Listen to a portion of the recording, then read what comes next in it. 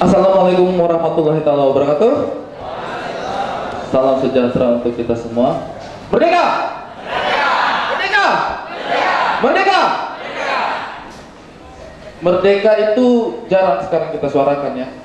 Kita seakan-akan sudah merdeka gara-gara pejuangnya kita bikin kita merdeka. Tapi menurut saya sih itu penting untuk kita maknai kembali. Karena untuk saya pribadi sih, kita mau berproses, kita mau berkreasi, kita mau membuat segala sesuatu.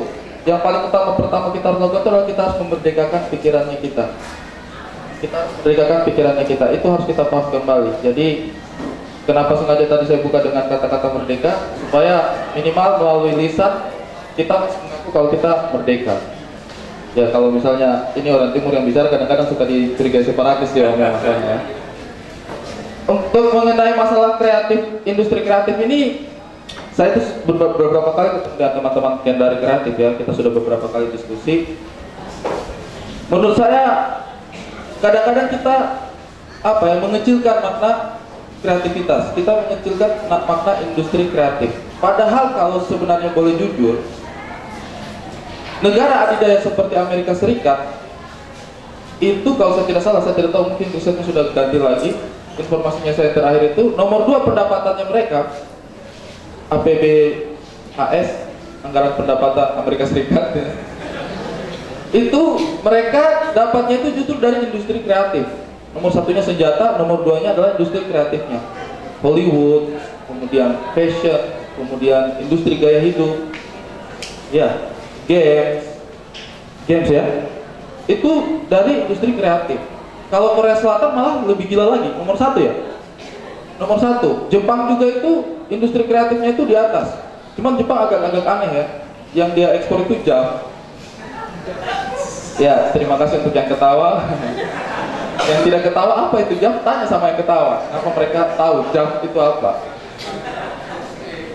Dan ini yang menurut saya menarik gitu, karena ketika negara-negara besar seperti itu bisa memajukan industri kreatif sebagai pemasukan utamanya, kenapa di Indonesia ini kok industri kreatif itu sepertinya belum? Bahkan yang menjadi permasalahan utama itu juga itu industri kreatif Indonesia itu masih terpusat kalau saya bilang ya. Kita kalau bicara industri kreatif, kita harus lari di Jakarta. Kenapa saya kemudian ada di Jakarta? Ya karena di sana ruangnya saya untuk bisa bebas berkreasi. Padahal kalau misalnya kita lihat, harusnya di daerah-daerah itu juga bisa tumbuh industri kreatif ini. Bandung mungkin menjadi pengecualian mungkin ya. Karena mungkin kalau satu Indonesia dari Sabang sampai Merauke, kecuali Timur Leste karena sudah lepas, itu saya lihat cuman Jakarta dengan Bandung saja yang masih bisa berbicara banyak masalah industri kreatifnya. Anak-anak mudanya itu masih bisa kelihatan gitu apa yang mereka lakukan, bagaimana mereka mengaplikasikan kemampuannya. Di daerah-daerah ini masih minim. Saya bilang bukan tidak ada, masih minim. Makanya mulai detik ini, hari ini kita kumpul sama-sama di sini.